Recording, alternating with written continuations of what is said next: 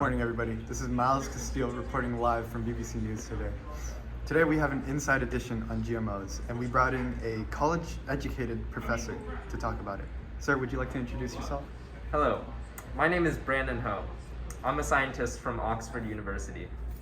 One way that we commonly will inject the plants with the DNA is we will use bacteria or viruses that already commonly will put DNA into the cells that they infect. So all we need to do is just swap out the DNA with the one that we want to use. I see.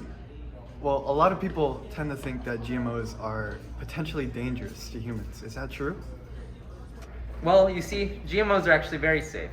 Over 90% of crops such as corn, soybeans, and many others are all GMOs.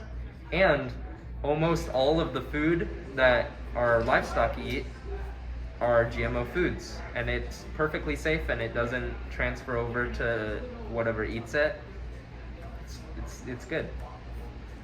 And will eating foods with GMOs in it change my DNA in any way? Well, as I said, over 95% of livestock in the US consume GMO foods on a daily basis, and it's perfectly safe and doesn't affect them at all. That was a very interesting segment from our scientist. Now, let's interview a non-stereotypical farmer and see how his thoughts about GMOs differ and see how his crops and livestock have been affected. Oh. Hi, how you doing? My name is Benjamin Duran. You see, before GMOs and pesticides and whatnot were created and whatnot, my crops personally, they weren't thriving. They were eaten by varmints and locusts and grasshoppers and whatnot.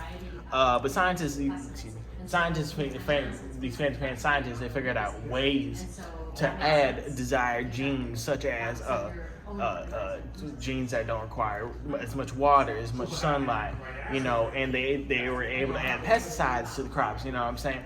So now my crops are thriving as we speak. I'm currently a millionaire, you know what I'm saying? Very interesting, sir. Well, as you know, in Arizona, it's very hot. How's this affected your crops?